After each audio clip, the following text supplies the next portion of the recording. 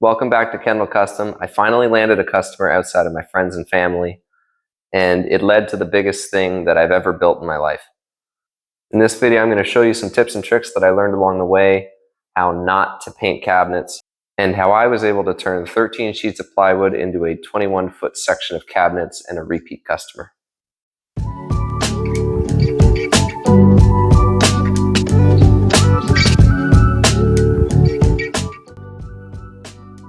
So at the beginning of this project, I always start with a 3D model, a rendering of the project for my own purposes, just so I can see how everything's going to fit together, as well as so I can communicate to the customer what I plan to do and what they can expect their final product to look like. So as you can see, we got some big built-in cabinets for a basement unit, some doors along the bottom, and adjustable shelving. So this was very helpful to get my cut lists and to help quote the job. And then this was the final drawing that I actually end up sending to the customer for their approval. So they see every single dimension, they can verify that it's what they're expecting, that it's going to fit the space. And this actually came in very handy because there was a very minor dispute over one of the dimensions, so I was able to refer back to the document that we used. And finally, I made a fancy little render, just something to put in the quote, just to get them excited. There's a little brown boat in there. That was something they requested. So yeah, we're just going to start by breaking down all our panels. I have a pretty small table saw, so I'm going to do all this with my track saw. It's pretty time consuming, but worked pretty well.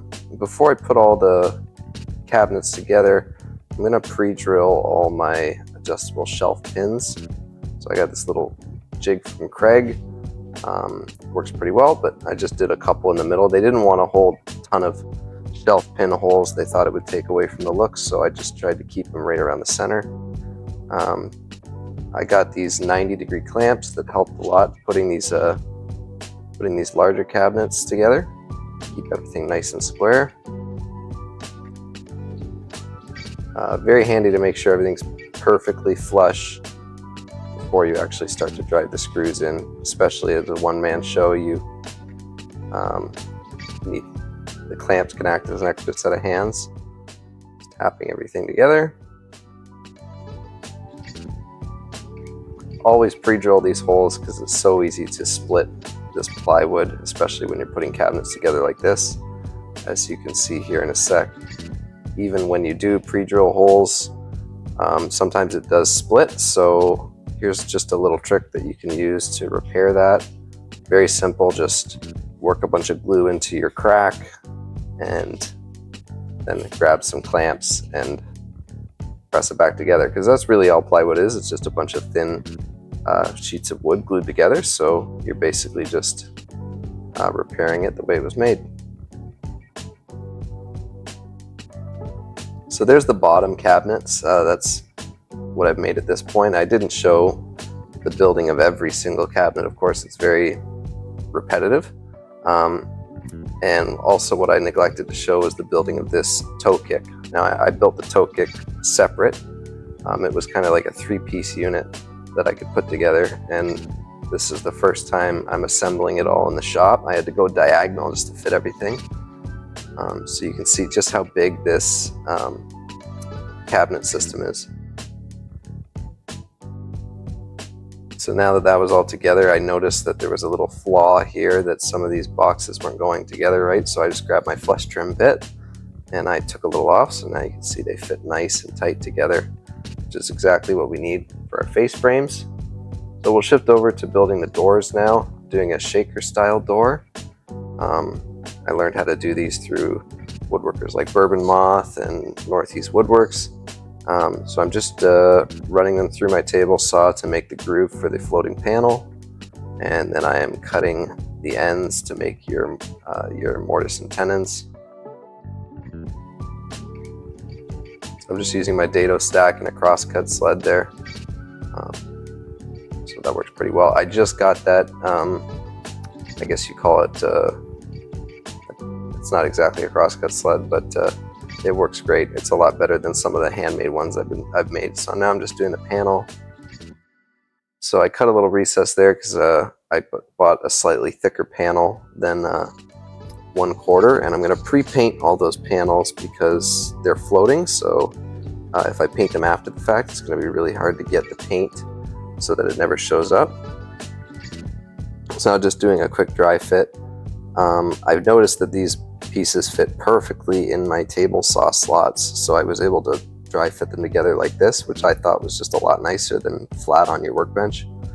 So after I verify that everything fits, which it does, I just start putting a little bit of glue just on the tenons. You don't want to put it on the panel. You want the panel to be floating so that the wood can move with the seasonal expansion and contraction.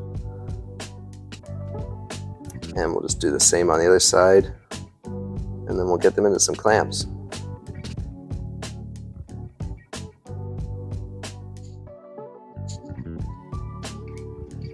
So just because these are floating, the spacing, you want to leave a little bit of room so that they actually can float. So I have these little spacers cut so that it leaves a little bit of gap within those slots. A few imperfections here you can quickly fix with some wood glue and some sawdust to fill in all those so it looks like a seamless joint. You notice I made the doors a little bit oversized. I'm going to cut them to size so that it ensures a nice clean finish on the edges.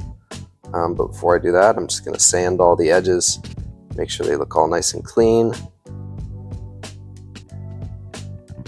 And there's a drawing I made from my original model just to show what the final size of the doors need to be. Highlighting here how wide my rails and stiles need to be. So I'm just going to use the inner dimension of the door there to figure out what the outer dimension needs to be. And then I'm going to draw those lines, and I'll use my track saw to cut them to their final size.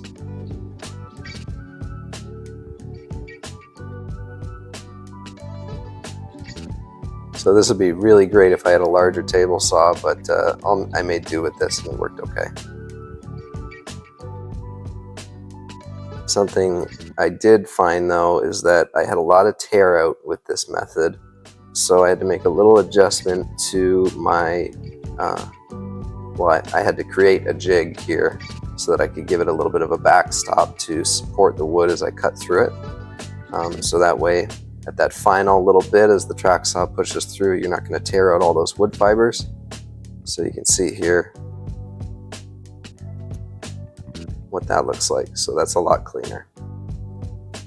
So there's the face frame. I made that off camera, so you can see these are all inset doors. So I'm just test fitting everything there. It looks good. I made the outer edges of those face frames a little wider. I intend to scribe them when I get to the customer site. See that nice reveal on everything. Finally, with the doors, I just need to drill these holes for the hinges. I just set up a little jig on my drill press so that I can just push the doors up against that L-shaped fence, and I get a perfectly laid out hole every time.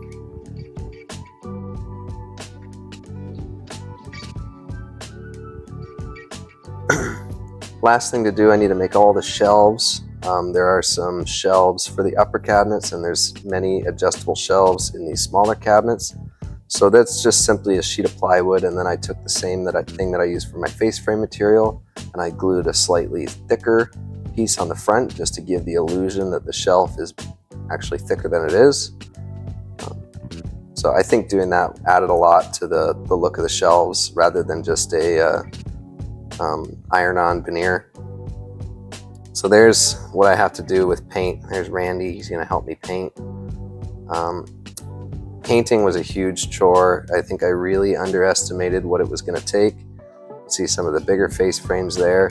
I don't have a dedicated paint studio, as you can see. I just painted on my deck. There's some of the stuff as I'm going through. I bought a cheap sprayer from Home Depot that helped a lot with the speed of it, but I think the big lesson from this was that I kind of need to stay in my own lane with stuff like this. You know, I'm not a painter, so from now on I think I'm going to be farming out a lot of the painting when I have big projects like this. But this was a solid maybe 2.5 days of work, and just a lot of stressful work, hoping the weather stays good, and you know, and I did actually have to rush everything back into the garage at one point because some nasty looking clouds rolled in. So this is just the primer. I got to work everything in. I did 1 coat of primer, and then I did 2 coats of the final cabinet paint, sanding in between coats. So that was also a huge chore, was getting all these face frames sanded so that the next coat would stick nice. It actually took me into the evening. So the customer was actually on there. They wanted to go on, they were going on this trip, and they wanted everything installed before they left. So this was the night before installation, just getting the final coat on everything. And I really had to get it in before they left, because otherwise all this stuff would stay in my shop for the 3 months that they would be away. So it was a hard deadline. So I got a little bit of help from my dad here. He brought his enclosed trailer, loaded everything up, and now we are on the customer's site in their basement, setting up the toe kick first. So just getting it all nice and level. This was actually super easy. We just lucked out, and their basement was just perfectly level. We didn't have to do any shimming or anything. So we're just going to set these bottom cabinets in place. And as we go, we're just clamping them all together, making sure they fit nice and tight together, adding some screws, making sure they're perfectly flush with each other.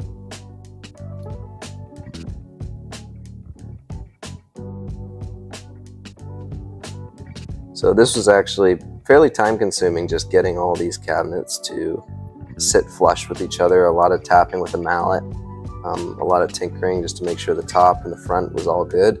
But we got it done, put some screws in. There was a few outlets that we needed to cut around, so before we left for this job, I made a little template there. I wanted the inside of the cabinets to just look just as good as the outsides, so I used my router there and cut out the perfect shape for the outlet, put a slight little round over on the inside, and then did some touch-up paint.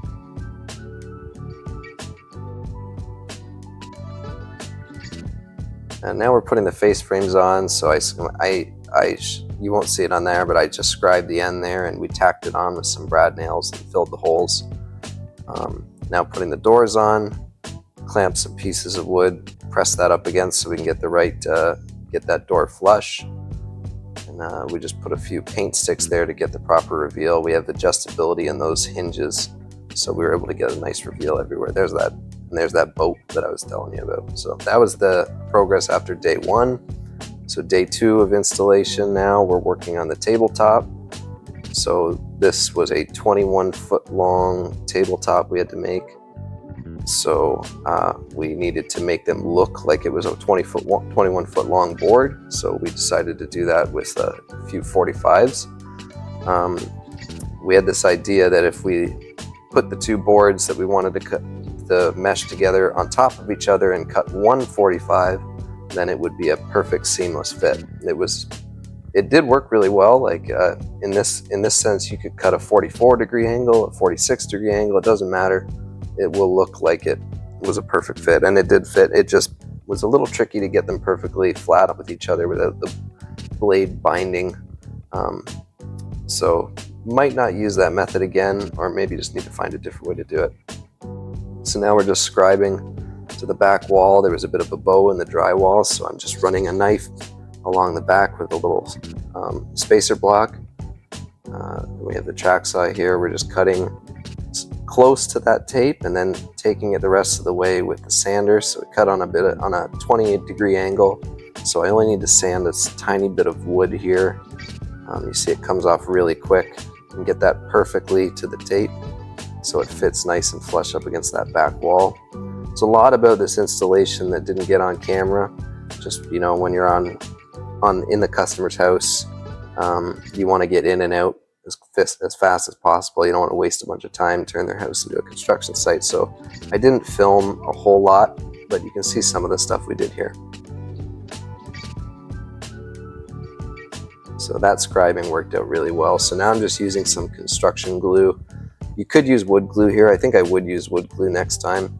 I just didn't want to make a huge mess. So the construction glue, I just put a bead on there, and then now I'm fitting the second of the 3 tabletop pieces so that those 45s come together, and clamping it all together. The best I can really do to clamp it is to get a clamp on the front and then just screw from underneath. So that's what we did. That's all going to get sanded down, so it didn't look perfect right away, but we sanded it a lot so that that it would be nice and flush. And then of course we did some touch-up paints.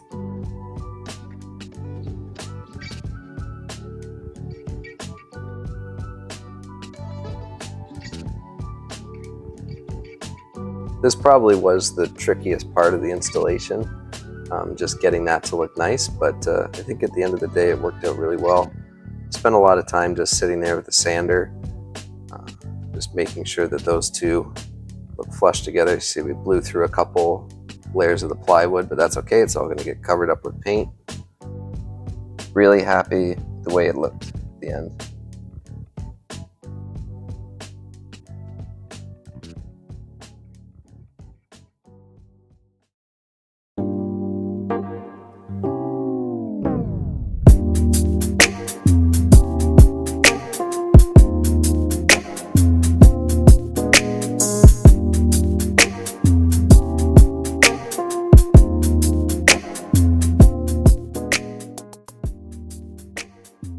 There you have it. There's our final cabinets. There is one door that's missing on the end there, but you can see here after the customer filled it up with all their belongings, it looks really nice. Decorated it really well. So this gave them so much storage in their basement. They had an issue where they just had some clutter in there, and this really cleaned everything up for them. They're very happy with it. All in all, this project was a great opportunity to learn some new skills, and I had a great time building this.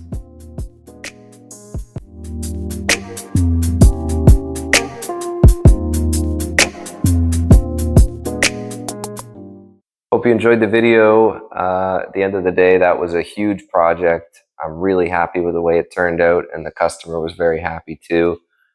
They actually asked me to come back and quote another job, and I was able to get that job as well. So a repeat customer, that's great. It's great feedback from them. Stay tuned, I'm going to be releasing the second set of my business update videos. The first one got a lot of attention. I have not been able to post nearly as much as I would have liked with my full-time job and my new son.